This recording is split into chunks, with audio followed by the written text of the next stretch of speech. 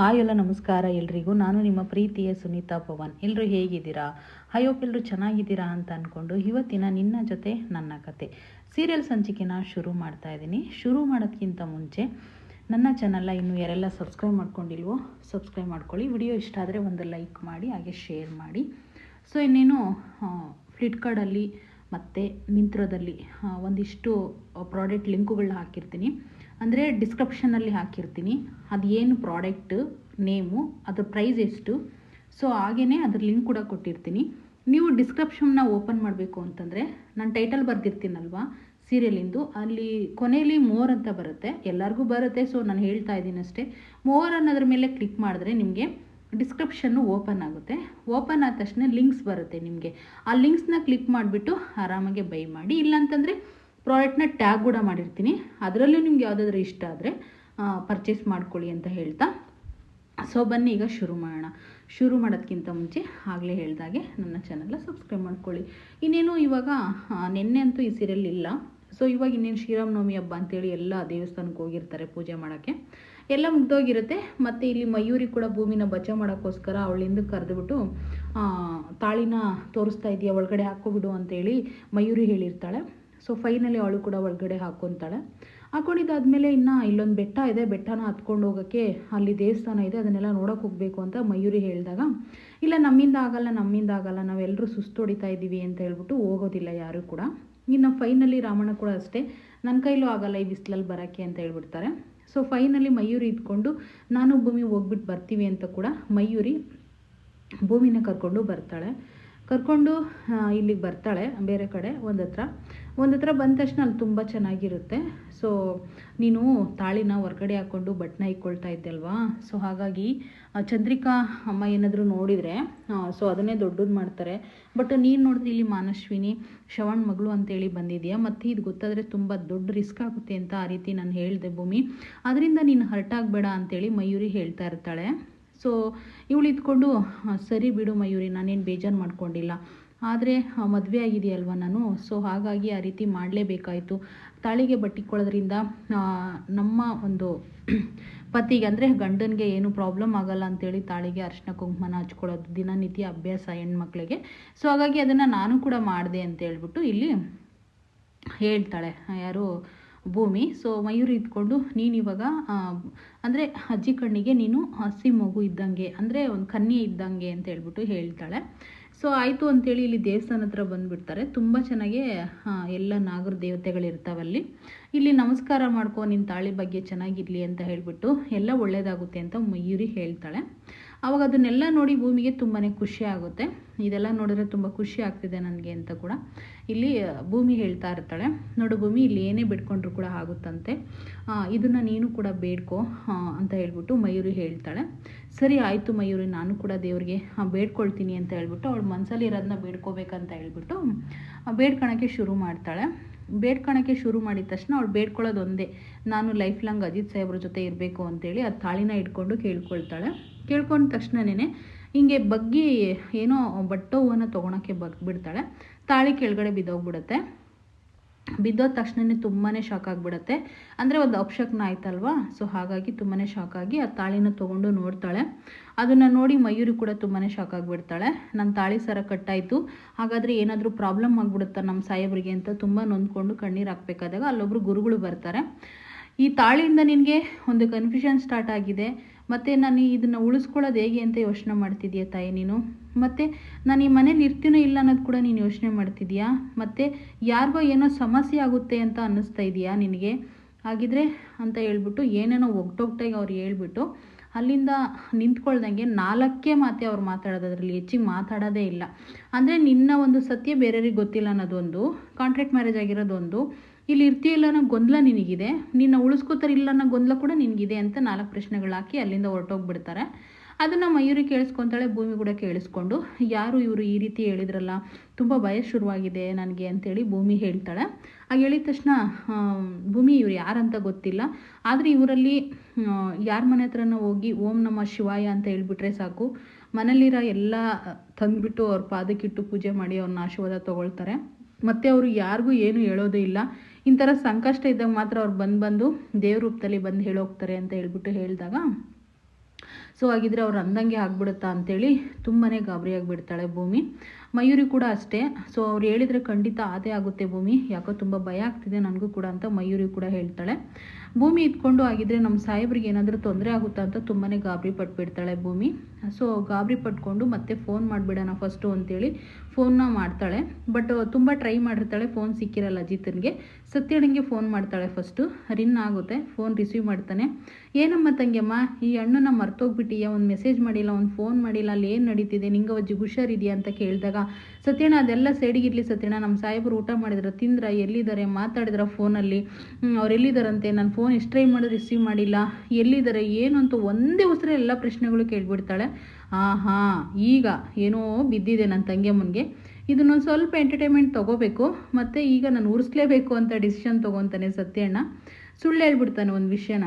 ಹೌದು ಭೂಮಿ, ಏನು ಗೊತ್ತಾ, ಅಲ್ಲಿ ಯಾವುದೋ ಒಂದು ಸ್ಕ್ಲಬ್ರಿಂಗ್ ಕೇಸಲ್ಲಿ ಹೋಗ್ಬಿಟ್ಟು ಸಿಗಾಕೊಂಡಿದ್ದಾನೆ.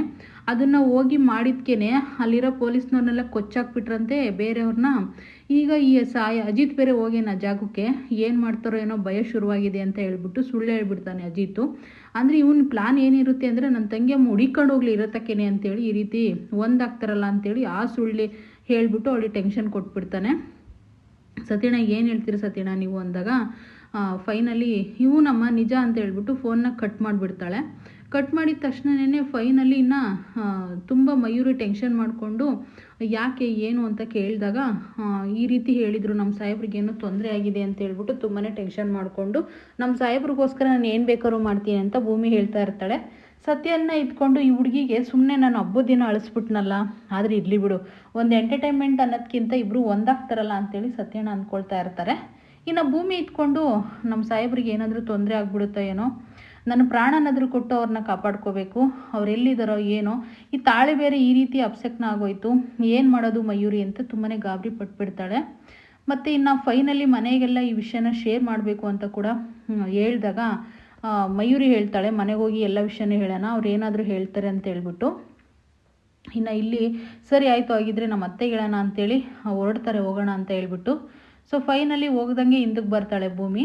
ಇಲ್ಲಿ ಒಂದು ಕಡೆ ಸ್ಲಬ್ಬಿಂಗ್ ಕೇಸ್ ಅಂತ ಹೇಳಿದ್ನಲ್ವ, ಒಬ್ರು ಯಾರೋ ಡೀಲ್ ಕೊಡ್ತಾ ಇದ್ದಾರೆ, ಯಾರೋ ಹೊಸ ಪೊಲೀಸ್ ಬಂದಿದ್ದಾರಂತೆ, ಅವ್ರನ್ನ ಮೂಟೆ ಕಟ್ಕೊಂಡು ತೊಗೊಂಡು ಬನ್ನಿ ಅಂತೇಳಿ ಒಬ್ನ ಯಾರೋ ಅಲ್ಲಿ ವಿಲನ್ ಹೇಳ್ತಾನೆ. ಅದನ್ನು ಇಬ್ಬರು ಹುಡುಗರು ಕೇಳಿಸ್ಕೊತಾರೆ, ಅವ್ನು ಇನ್ನೂ ಮುಖ ತೋರಿಸಿಲ್ಲ ಯಾರು ಏನು ಅಂತ. ಮತ್ತು ಇಲ್ಲಿ ಒಂದು ಕಡೆ ತುಂಬ ಗಾಬರಿಯಿಂದ ಹಿಂದಕ್ಕೆ ಬಂದುಬಿಟ್ಟು ಹಗ್ ಮಾಡ್ಕೊತಾಳೆ ಭೂಮಿ ಮಯೂರಿಗೆ. ಇದನ್ನು ಹೋಗಿ ನಮ್ಮ ಅತ್ತೆಗೆ ಹೇಳಿದರೆ, ಮಗನ ಈ ಪರಿಸ್ಥಿತಿ ಇದೆ ಅಂತ ಏನಾದರೂ ನಮ್ಮ ಅತ್ತೆಗೆ ಗೊತ್ತಾದರೆ ಊಟ ನೀರು ಎಲ್ಲ ಬಿಟ್ಬಿಟ್ಟು ಹುಷಾರಿಲ್ದಂಗೆ ಮಲ್ಕೊಬಿಡ್ತಾರೆ. ಮಯೂರಿ ವಿಷಯನ ಹೇಳೋದು ಬೇಡ ನಾವು ಅಂತೇಳಿ ಭೂಮಿ ಹೇಳ್ತಾಳೆ.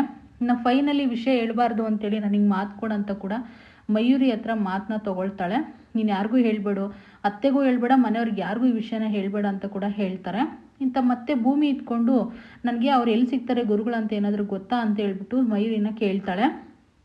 ನೋಡು ಭೂಮಿ, ಅವ್ರು ಎಲ್ಲಿರ್ತಾರೆ ಅಂತಲೇ ಗೊತ್ತಿಲ್ಲ, ಅವರೊಂದು ಕಡೆ ಎಲ್ಲೋ ನದಿ ಹತ್ರ ಕೂತ್ಕೊಂಡು ಪೂಜೆ ಮಾಡ್ತಾ ಇರ್ತಾರೆ, ಒಂದು ಕಡೆ ಯಾರೋ ಮೂಲೆಗೆ ಹೋಗಿ ಕೂತ್ಕೊತಾರೆ, ಒಂದು ಕಡೆ ದೇವಸ್ಥಾನ ಹತ್ರ ಇರ್ತಾರೆ, ಅವ್ರು ಇಂಥತ್ತಾಗಿ ಇರ್ತಾರಂದರೆ ಅಲ್ಲಿಗೆ ಹೋಗ್ಬೋದಲ್ವ ಮಯೂರಿ ಅಂತ ಹೇಳ್ಬಿಟ್ಟು ಭೂಮಿ ಅಂತ ಹೇಳ್ಬಿಟ್ಟು ಮಯೂರಿ ಹೇಳ್ತಾಳೆ.